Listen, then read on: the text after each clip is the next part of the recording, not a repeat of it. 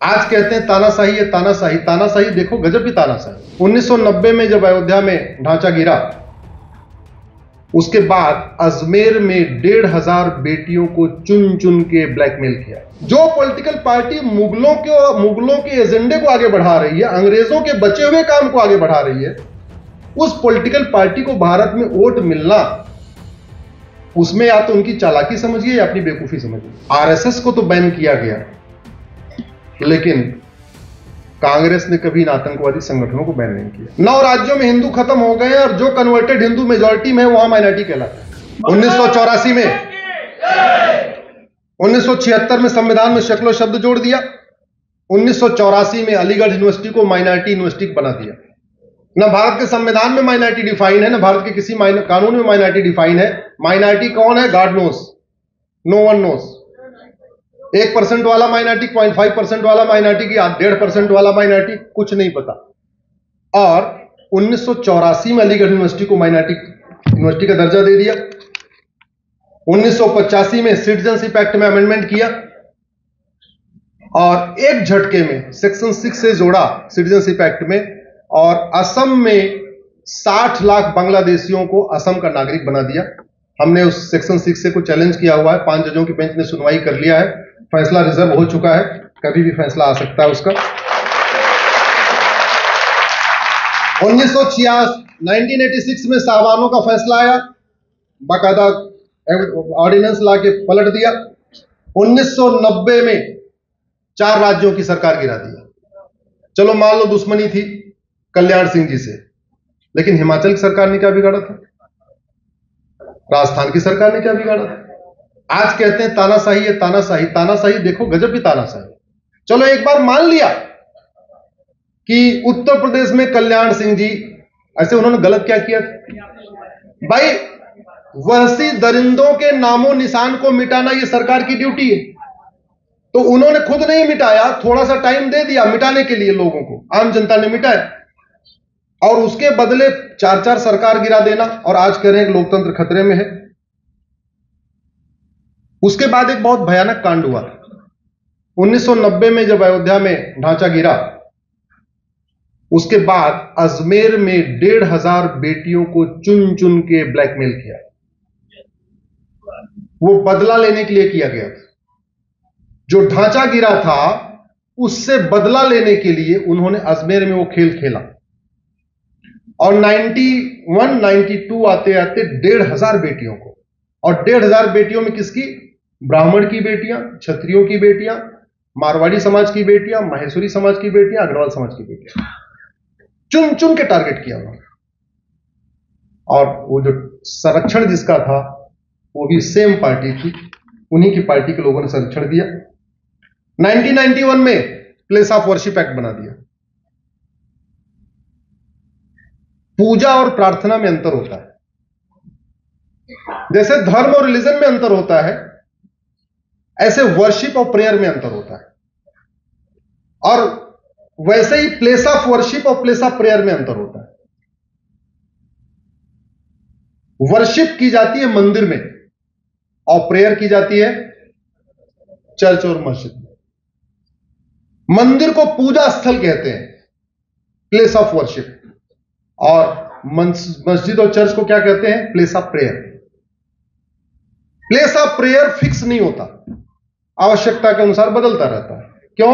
क्योंकि वहां पे कोई भगवान स्थापित नहीं है, वहां देवता स्थापित नहीं है, वो जस्ट एक प्लेस ऑफ असेंबली है। वहां जो लोग इकट्ठे हो रहे हैं किसी और को ध्यान कर रहे हैं। आप एयरपोर्ट पे पूजा स्थल होता है या प्रार्थना स्थल होता है? प्रेयर रूम होता है या वर्शिप रूम होता है? Prayer room, yes. और एयरपोर्ट पे जाएंगे, हर 3 साल के बाद वो प्रेयर रूम शिफ्ट होता हुआ मिलेगा। कहीं यहां रहेगा, अगली बार कहीं और रहेगा, अगली बार कहीं और रहेगा। जबकि पूजा स्थल कभी बदलता नहीं है। Once a temple always a temple.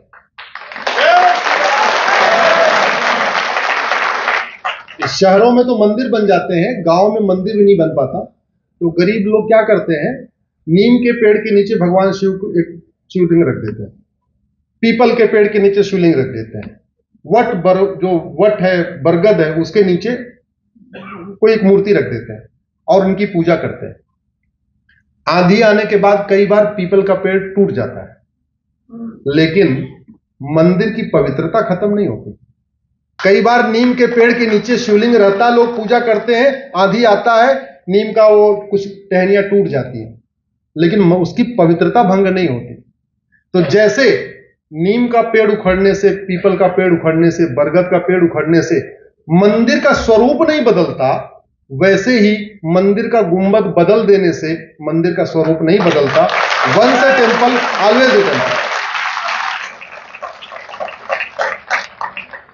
लेकिन महापाप आप देखिए, 1991 में कानून बनाया प्लेस ऑफ वर्शिप एक्ट, पूजा स्थल कानून। कानून जिसके लिए बनता है उसके भले के लिए बनता है। जैसे महिला के लिए कानून बनेगा तो उसमें कुछ लिखा होगा, महिला विमेन शब्द आएगा। एससी एसटी के भले के लिए कोई कानून बनेगा तो उसमें एससी एसटी शब्द आएगा। आर्मी के भले के लिए कोई कानून हो उसमें आर्मी शब्द आएगा। तो नाम रखा पूजा स्थल कानून, और मकसद क्या था? बाबर, हुमायूं, तुगलक, गजनी, गोरी के द्वारा जो मंदिर तोड़े गए थे उनको लीगलाइज करना। और उस एक कानून ने हमारे मंदिरों को रिक्लेम करने में पूरा बीच में दीवार का काम किया। कोर्ट में हमने चैलेंज किया है, मामला सुप्रीम कोर्ट में चल रहा है, 5 जजों को रेफर हो गया है, सुनवाई शुरू होगी, मुझे पूरा भरोसा है वो भी खत्म होगा। 1992 में माइनॉरिटी कमीशन एक्ट बना दिया। उद्देश्य क्या था? हिंदुओं को आपस में बांट देना और कन्वर्टेड हिंदुओं को फायदा पहुंचाना। 1992 के पहले हिंदू जैन का कोई कॉन्फ्लिक्ट नहीं हुआ होता था, हिंदू बौद्ध का कोई कॉन्फ्लिक्ट नहीं होता था। ये सारा कॉन्फ्लिक्ट शुरू हुआ है 1992 वाले कानून के बाद से, क्योंकि माइनॉरिटी के लिए आपने कुछ लाभ दे दिया। अब हर व्यक्ति माइनॉरिटी बनना चाह रहा है। जैन कह रहा नहीं हम हिंदू नहीं, हम तो माइनॉरिटी है।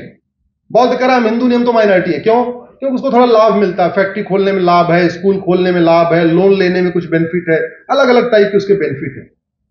ऐसे ऐसे कानून काम किए गए। यहां पे हमने पीआईएल फाइल किया है और कहा है कि सबसे पहले माइनॉरिटी को डिफाइन तो कर दो। माइनॉरिटी है कौन? 1% वाला कि 2% वाला? आखिर माइनॉरिटी है कौन? यूएन कहता है एनी ग्रुप और community which is socially, economically, politically non dominant and inferior in population. ऐसा समूह, ऐसा ग्रुप जिसका कोई सामाजिक वजूद न हो, जिसका कोई आर्थिक वजूद न हो, जिसका कोई राजनीतिक वजूद न हो और संख्या में नगण्य हो, उसको कहते हैं माइनॉरिटी। यानी मैक्सिमम 1% होना चाहिए। और हमारे देश में 9 राज्यों में हिंदू खत्म हो गए हैं और जो कन्वर्टेड हिंदू मेजॉरिटी में है वहां माइनॉरिटी कहलाते हैं। जैसे कश्मीर में Hindu 2%, converted Hindu 96%, converted Hindu minority कहलाते हैं और 2% हिंदू मेजॉरिटी कहलाते हैं। लक्षद्वीप में Hindu 2%, converted Hindu 97%, converted Hindu minority कहलाते हैं। 97% वाला माइनॉरिटी कहलाता है, 2% वाला मेजॉरिटी कहलाता है। नागालैंड में 8% हिंदू है, वो मेजॉरिटी कहलाता है। 88% कन्वर्टेड हिंदू है, वो माइनॉरिटी कहलाते हैं। ऐसा चमत्कार, ऐसा अजूबा पूरी दुनिया में नहीं होता। और ये इसलिए जारी है क्योंकि एक तो जागरूकता की कमी है, कलेक्टिव वॉइस नहीं उठ रही है इसके खिलाफ, सब लोग मिलकर इस खिलाफ आवाज नहीं उठा रहे। मेरा आप लोगों से आग्रह है, आप आवाज उठाना शुरू करिए।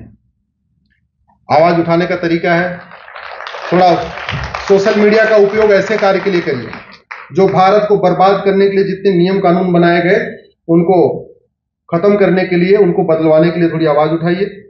2004 में माइनॉरिटी एजुकेशन एक्ट बना दिया। भारत में कम से कम 20 से ज्यादा यूनिवर्सिटीज को, कॉलेजेस को माइनॉरिटी का दर्जा दे दिया। 2010 में एफसीआरए बना दिया, माओवादियों, नक्सलियों, जिहादियों, मिशनरियों सबको फंडिंग कराने के लिए। रोहिंग्या बांग्लादेशी को प्रमोट करने के लिए अनेक सारे कानून बनाए। तो अगर आप ध्यान से देखें, जिसे हम पॉलिटिकल पार्टी कहते हैं, इनफैक्ट वो देश विरोधी पार्टी है। और आज भी उस देश विरोधी पार्टी की सरकारें बन रही हैं। सबसे आश्चर्य की बात यह है कि उस देश विरोधी पार्टी की आज भी सरकार बन रही है। जो पॉलिटिकल पार्टी मुगलों के एजेंडे को आगे बढ़ा रही है, अंग्रेजों के बचे हुए काम को आगे बढ़ा रही है, उस पॉलिटिकल पार्टी को भारत में वोट मिलना, उसमें या तो उनकी चालाकी समझिए या अपनी बेवकूफी समझिए। कुछ तो गड़बड़ है। और उसका एक बड़ा कारण है, भारत में ट्विटर पे 5 करोड़ लोग हैं, 5 करोड़ लोग ट्विटर यूज करते हैं और 50 करोड़ लोग फेसबुक यूज करते हैं। हम लोग फेसबुक को आउटडेटेड मान चुके हैं। हमें लगता है फेसबुक है। सच्चाई है तो गांव के किसान, मजदूर, रेडी पटरी वाले, सब्जी बेचने वाले और जो कॉमन मैन है भारत का, वो फेसबुक ही यूज करता है और उसको इन सब बातों की जानकारी नहीं, वहां तक बात पहुंची नहीं रही है। बातों को पहुंचाना है तो स्वाभाविक सी बात है, हमें सोशल मीडिया का उपयोग करना पड़ेगा। आप गूगल करेंगे तो कभी गूगल करिएगा डेजिग्नेटेड टेररिस्ट ग्रुप, तो आपको दुनिया के कुछ आतंकवादी संगठनों का नाम मिलेगा, जैसे अब्दुल्ला आजम ब्रिगेड, अबू सयाफ, अदन अभियान, अल हरमैन, अल इत्तिहाद, अल नुसरा, अल कैदा, अंसार अल सरिया, अंसार डाइन, बोको हराम, हक्कानी, हरकत जहाद, हिजबुल्लाह, जमीयत उल अंसार, जिहाद यूनियन, जैसे मोहम्मद, जैसे मुजाहिरीन, जमात इस्लाम, ऐसे 60 देशों के नाम मिले हैं। हमारे देश में आरएसएस को तो बैन किया गया, लेकिन कांग्रेस ने कभी इन आतंकवादी संगठनों को बैन नहीं किया। आरएसएस को बैन कर दिया, जो इन संगठनों से लड़ रही है, जो जिहादियों से लड़ रहा, जो मिशनरियों से लड़ रहा, भारत को बचाने के लिए लड़ रहा। और हमें जब कभी कोई संघ के प्रचारक मिले ना, उनसे विशेष रूप से उनको प्रणाम करना चाहिए। मैं क्यों कह रहा हूं? हम तो 5 दिन घर छोड़ने के लिए तैयार नहीं है, 10 दिन घर छोड़ने के लिए तैयार नहीं, मौज मस्ती के लिए भले घर छोड़ दें, बाकी और किसी काम के घर छोड़ने के लिए तैयार हैं क्या? उन्होंने अपनी पूरा जीवन भारत माता की सेवा में लगा दिया, निस्वार्थ भाव से। एक ही उनका सपना है कि भारत बच जाए। अरे उनके तो बच्चे भी नहीं है कि उनको अपने बच्चों की चिंता है। जो प्रचारक निकलते हैं, किसके लिए निकलते हैं? हमारे आपके लिए निकलते हैं कि हमारे आने वाली पीढ़ियां हमारी सुरक्षित हो जाए, घुसपैठ बंद हो जाए, धर्मांतरण रुक जाए, जो और भारत के सामने समस्याएं चल रही हैं वो रुक जाए। इसीलिए वो सब कुछ त्याग देते हैं। हमें लेकिन उनकी कीमत नहीं पता। वीके न्यूज, राष्ट्र के नाम।